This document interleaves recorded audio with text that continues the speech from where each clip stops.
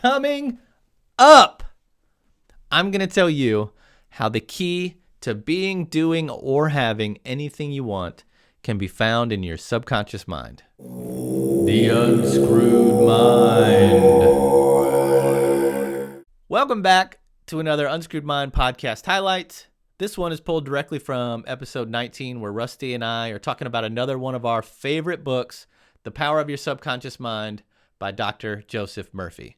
If you haven't had an opportunity to listen to that podcast episode yet, link is in the description below this video. And in case you want to watch the video, same time you listen to the podcast, I've got a link to episode 19 right here. Check it out. If you've never read this book, you may be asking yourself, what is this book about?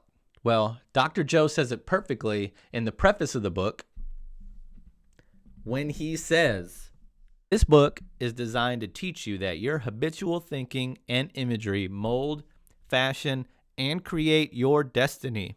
For as a man thinketh in his subconscious mind, so is he.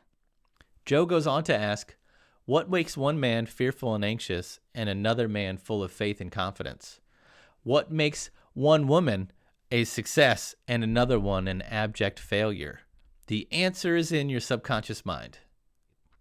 I don't want to spoil it for you, but know that you can change your life simply by changing your thoughts and planting a seed in your subconscious mind. And it's not that hard.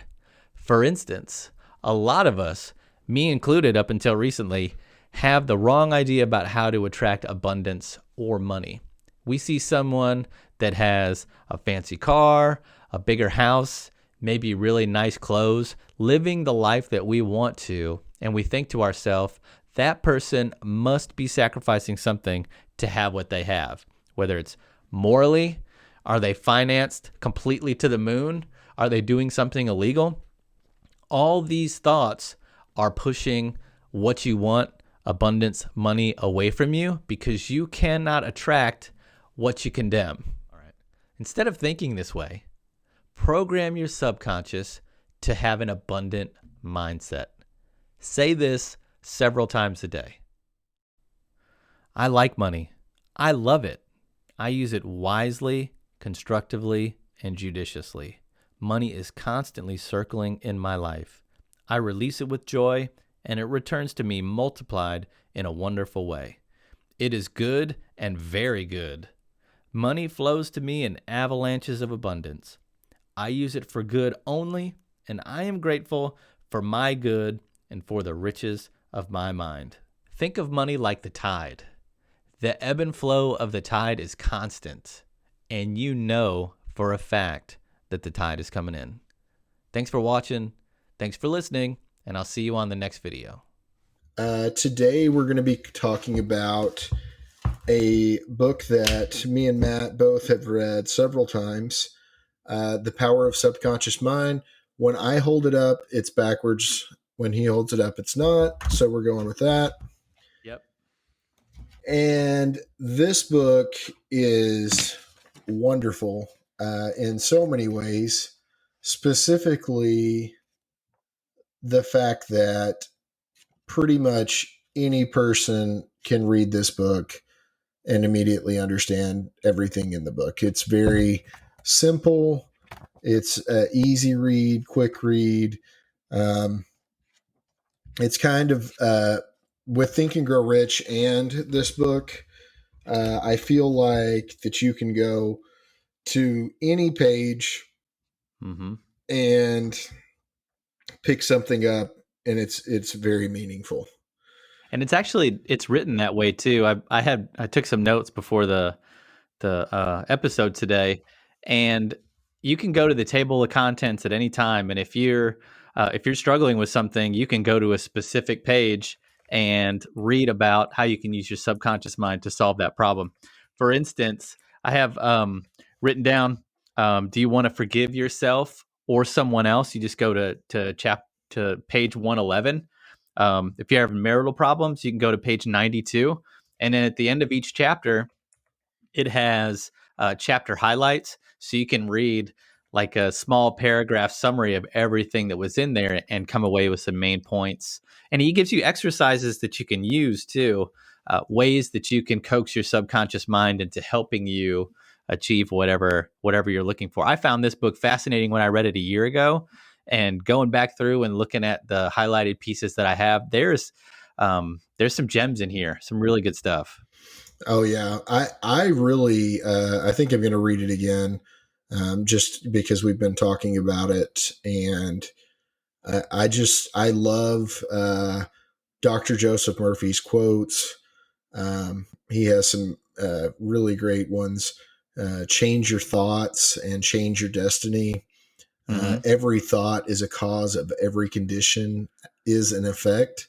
Change your thoughts and you change your destiny. So, longer version of that one. Um, Another quote is, your desire is your prayer.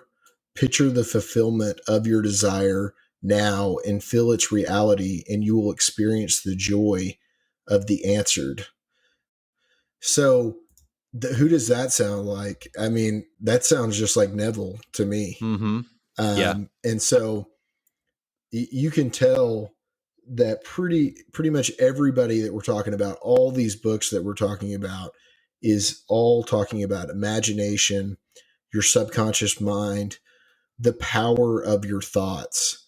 Mm-hmm. Those are like the key things. And this book is it's pretty much the same. It's like every chapter is the same as the chapter before, but it's just a application. Like you were saying, if you want to go to this page, it's for marriage, money, all that kind of stuff. And it really does just repeat itself.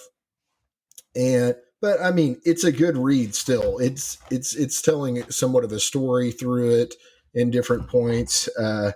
It brings up just different things that have happened that kind of solidify what he's talking about throughout the book. But the one that on let's see on this is page 68 of the book, Mm-hmm. and it talks about how money is a symbol of exchange. It means to you not only freedom from want, but beauty, luxury, abundance, and refinement.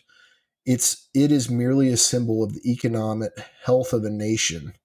When your blood is circulating freely in your body, you are healthy. When money is circulating freely in your life, you are economically healthy. Okay. And I love that because you really need to change your thought process around money as something that is circulating into your life from an affirmation standpoint, from a thought process standpoint. Mm-hmm.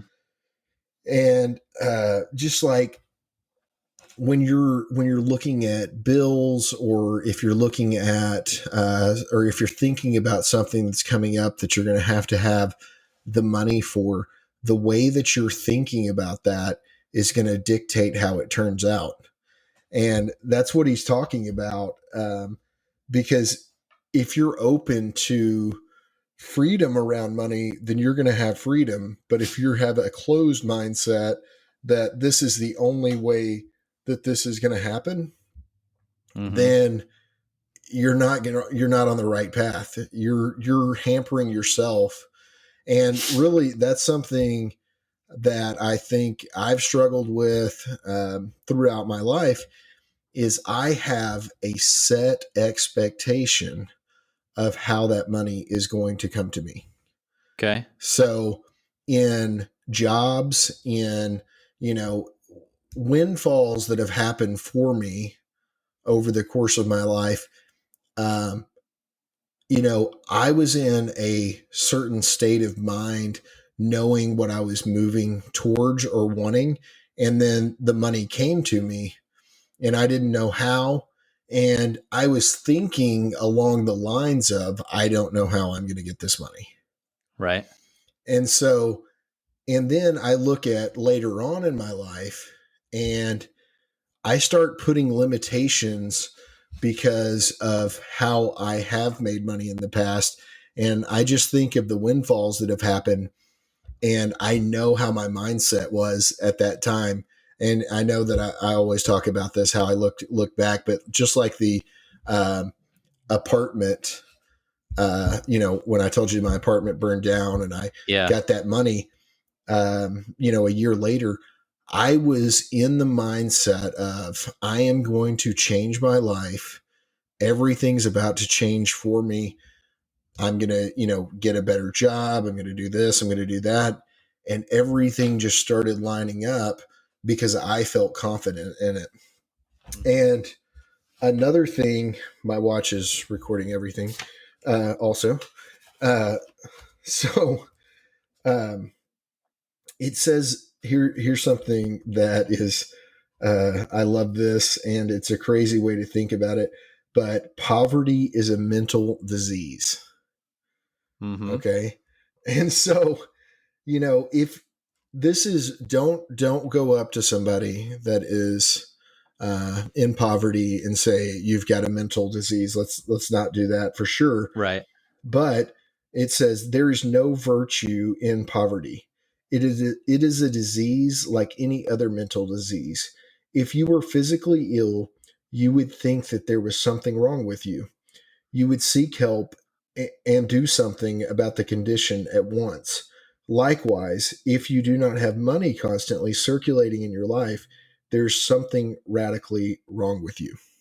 Mm-hmm. So, I, you know, tons of people that I've met that are in very bad financial situations, they all have in common the statement of they can't, or they can't catch a break, or they're saying that kind of stuff, and they even become dependent on someone else or the government or whatever entity is giving them money outside of themselves. They start to look at that situation as the only way that there is.